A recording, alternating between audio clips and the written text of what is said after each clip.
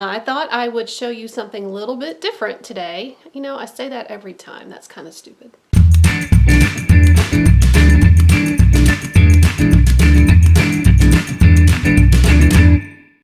Hi everybody, and welcome to the Far Side of 40.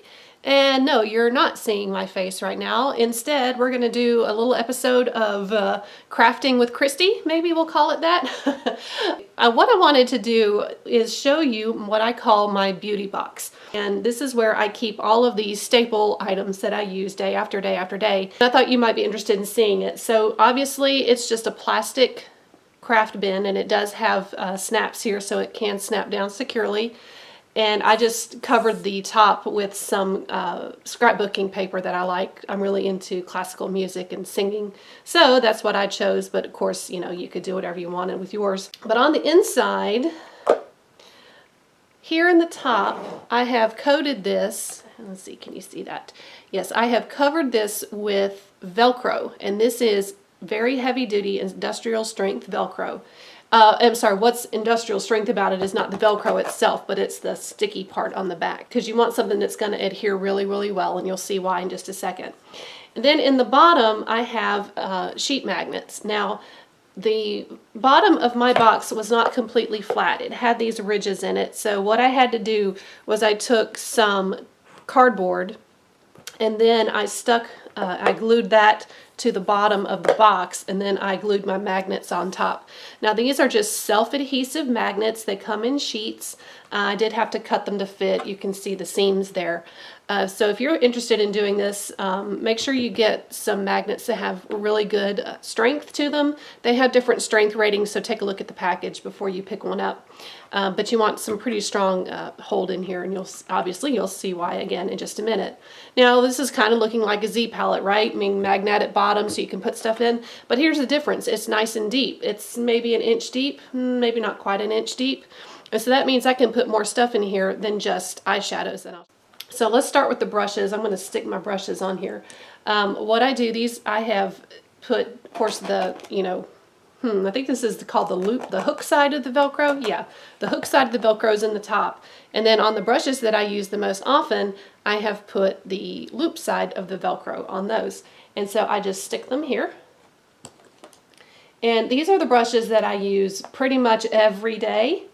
I do have a lot more brushes that I use for different things, but these are kind of the ones that I use all the time. So I like to keep them right here nice and handy, and then I don't have to go searching for them every time I need a brush. Okay, and then here, because I have extra space, I'm going to use this area for my blush and my highlighter brush. This is one that I use if I'm going to put eyeliner, I use eyeshadow as eyeliner. This is the one that I'll use for that. Oh, I just realized you can't see. There's my brushes getting stuck on there. Okay, sorry about that. Let's take the eyeliner one there. I'll move it a little closer so you can see. And then my bronzer and my powder brush.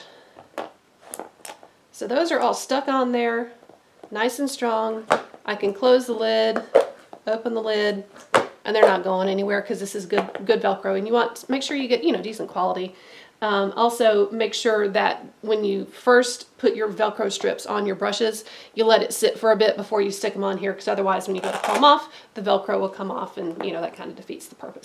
So there's that part. Now I'm going to load up the bottom part. And let me show you a couple of things. So if you have some items that you want to put in to a magnetic box that are not magnetic, in other words, they don't stick to the magnets on the bottom, you can buy these stickers on Amazon. They're made by 3M, and they are just little metal flat discs that have, that have the adhesive on the back. You just peel that off, pop that on your item, and then it'll be magnetic. You can also use if you have a Z palette, obviously you would have some of these already. So let me start with some eyeshadows. Now these, here's one. This was from a Clinique palette. Excuse me, couldn't think of the word there for a second. Clinique palette, and it was not magnetic, so I had to stick a sticker on the back of it. So some of these are shadows that I have depotted from other palettes, obviously like that one.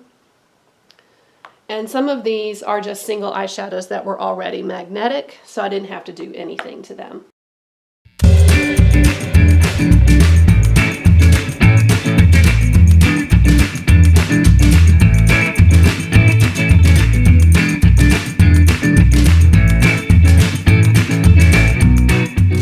And now I've got some blushes. So now this was a Flower Beauty blush, and it was already magnetic, so that wasn't a problem. Well, the problem was getting it out of pan. That was kind of an interesting experience. So now this one was not. This is a NYX blush in the color Amber that I really, really like. It looks dark, but it doesn't come out that dark on your cheeks. But I did have to add a sticker on the back of that one.